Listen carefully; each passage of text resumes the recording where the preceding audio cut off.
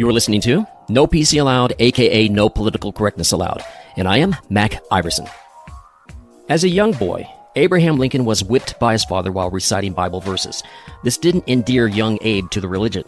One of my favorite quotes from him was this: "I don't care much for a man's religion, whose dog and cat are not better off because of it." Lincoln did not actually fully become a Christian until several months after the Battle of Gettysburg.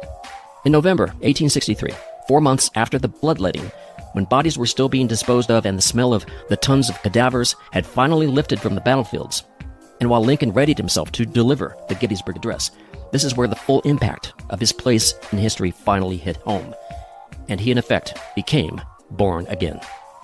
Likewise, Vice President Vance stated that he spoke more of Jesus and the Holy Spirit in that short time from Charlie's murder leading up to his memorial service than he had in his entire public life. This is America's new Gettysburg turning point moment. Charlie's murder has become a major turning point in a new global renaissance, which is just now being christened. Over 150 terrorist groups have been funding the spread of pro-Hamas terrorism right here in the USA since the October 7th massacre. For instance, after Charlie Kirk's murder, Stephen Miller and J.D. Vance sat down to update the public on the Trump administration's intentions to permanently end the leftist NGO industrial complex organizing of doxing campaigns, riots, and assassinations. Regular listeners to No PC Allowed already know that I've been speaking in terms of this evil being a pyramid scam in practically every single episode for nearly 3 years now. I find it heartwarming that Vice President Vance used the term pyramid structure many times during this talk. It wasn't exactly with the same meaning that I have been using, but it's a start. Stephen Miller said this: "It is a vast domestic terror movement, and with God as my witness, we are going to use every resource we have throughout this government to identify, disrupt, dismantle, and destroy these networks. And we will do it in Charlie's name." Unquote. These groups are ringleaders for what is known as lie stacking, which is the piling up of lies like a mountain of whipped cream on a huge stack of pancakes reaching several miles high. Lies like global warming, the need for EVs, the need for sustainable energy, the need for resource rationing like food and water. Using all those things that the mafia can easily control us all with. Life quickly comes to a standstill if we can't use these things freely, and no one knows this better than the mafia. All of humanity's fear of the unknown funnels through these very conduits: energy, food, water, housing, even the ability to work and earn money. The more perfectly the mafia can control it all with the switch of a button, using totally anonymous and unaccountable AI, the easier we are to control, and to give the mafia everything they ever dreamed of. The Charlie Kirk peaceful, not violent protests of nearly 150,000 people in the UK mean next to nothing. This protest was called Unite the Kingdom. But Vice President Vance recently said that unity, true unity, can only be found after climbing the mountain of truth.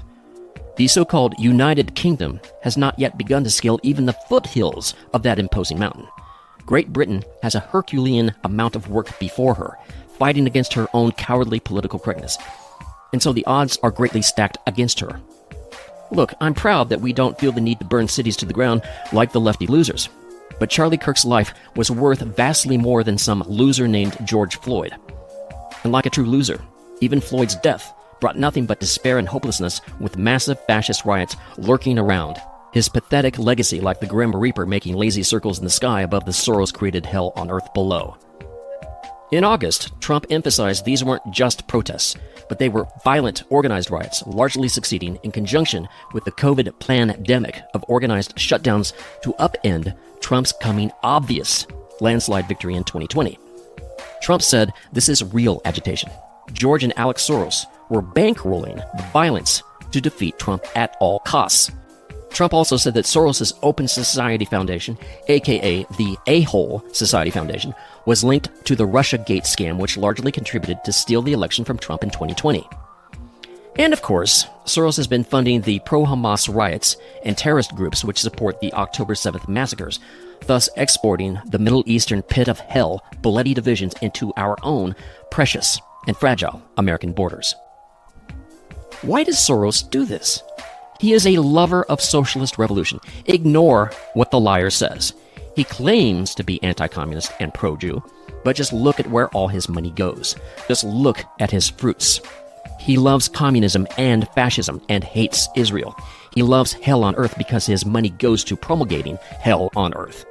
As long as he does not have to live on the frontline ramparts of that revolution, of that hell on earth which he, more than any other single individual on earth, has created, as long as he gets to hang out with the big winners of the world in his elitist bubble, and he can watch the bloody global revolution play out while he calmly gazes out behind his bulletproof plexiglass, then his attitude is bring it on.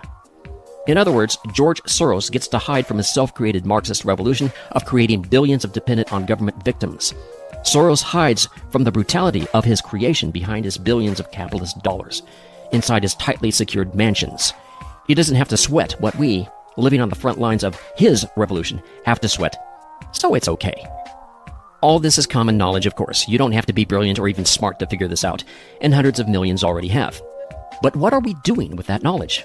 Are we creating a counter-revolution to Georgie Porgy's evil insanity? Charlie Kirk was all about counterinsurgency. With all the hero worship of Charlie going on right now, we must follow his lead.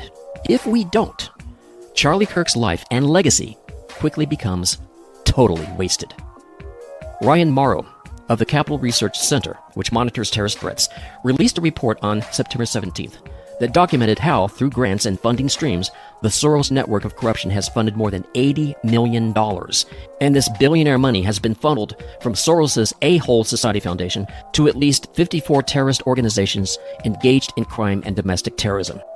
It's a spider's web of terror with thousands of intersectionalities, meaning just one of these terrorist groups has as many as 300 connections to other, more clandestine terrorist groups, and all of them intertwining, thus growing deep roots to make the tangled deep state even deeper and making it almost impossible to fully root out, even with the most aggressive saber-rattling from the Trump administration. But this Morrow report is what I call a good start.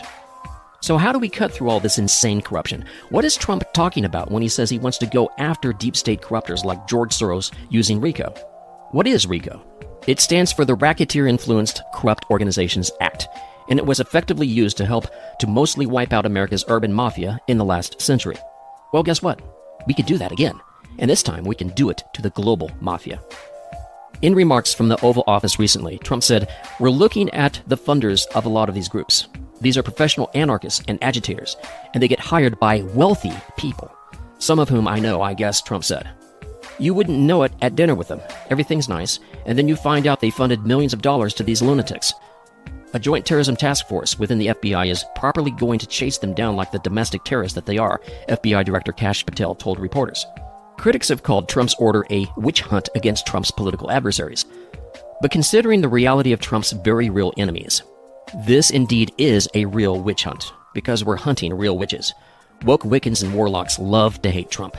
Their numbers have greatly exploded in recent years. That's because they've been greatly influenced and financed by the global mob. So yes, this is a woke witch hunt, and it is entirely justified. Soros's donated money has ruined the very souls of his victims, hundreds of millions of them, and all for his business and ideological interests. For example, J.D. Vance has spotlighted a YouGov poll showing that the left is 2 times more likely to celebrate the death of a political opponent.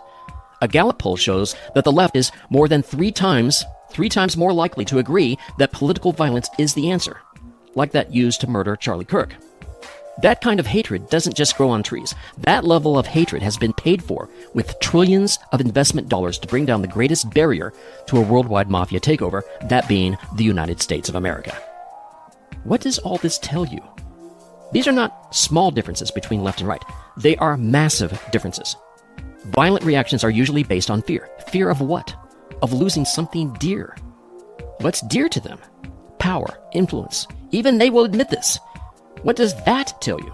They feel like they're losing. They are losing. But will we capitalize upon that advantage or just let victory slide out of our grasp? They're losing because they aren't smart enough to win. No one, and I mean no one on their side, can out-debate the master debater, Charlie Kirk, or anyone like him. But the mafia is cutthroat, and historically always does whatever it takes to win. They don't always win, but winning it all is what they always gun for. By contrast, normal folks aren't like that at all. We believe that God is always watching us. Therefore, we aren't jagged, cutting-edge violent. That puts us at extreme disadvantage in this fight of all fights. Look at the diametrically opposed reactions to the murder of George Floyd and the murder of Charlie Kirk. Both were murdered. But the difference is, in reactions to those murders could not possibly be more stark. Floyd's death was marked by violence and mass chaos. Kirk's death was marked by prayers, vigils, and calls for forgiveness for his murderer. Can you imagine anyone on the left doing the same? It's impossible to even imagine.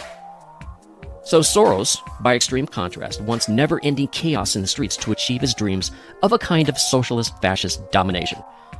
Talk show host Glenn Beck was indirectly threatened by George Soros to keep his mouth shut about exposing Soros' corruption, or he would suffer the consequences. This is how the mafia operates. And with Soros' far and deep reach, it's pretty amazing Glenn Beck is still alive. Trump quoted this on Truth Social. George Soros and his wonderful radical son should be charged with RICO because of their support of violent protests and much more, all throughout the United States of America. We're not going to allow these lunatics to rip apart America anymore. We should never have given it so much as a chance to breathe and be free. Soros and his group of psychopaths have caused great damage to our country. That includes his crazy West Coast friends. Be careful. We're watching you. Thank you for your attention to this matter. Unquote. Written like a true landlord. Thank you for your attention to this matter. Trump went on. Soft on crime DAs and prosecutors let all the crooks out of jail. They don't have to live on the streets of the hell that they created. Unquote. They have their gated communities and yachts that segregates them from the corporate-made billionaire-created hell on earth that the rest of us have to live in. Charlie's murderer was an LGBT WTF nut. Again, who financed his hatred. More than anyone else on earth, it was George Soros. When that little airhead a-hole shot Kirk, he was really aiming for you and me. Charlie was just the first in the line of America's defense. Action step. One of the best things you can do is generously donate money and time to the creations that our hero Charlie Kirk sacrificed himself for, that being Turning Point Action and Turning Point USA. Finally, do you recall the closing scene in the movie Braveheart? What was the final screamed utterance of the tortured Braveheart just before he joined his wife in heaven? It was a single word. The same word emblazoned upon Charlie's blood-splattered t-shirt on the day he died.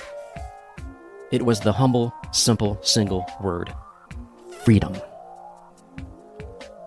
Remember this. Focused, righteous anger is one of the most important agents of change in human history. Remember that. You've been listening to No PC Allowed. I am Mac Iverson.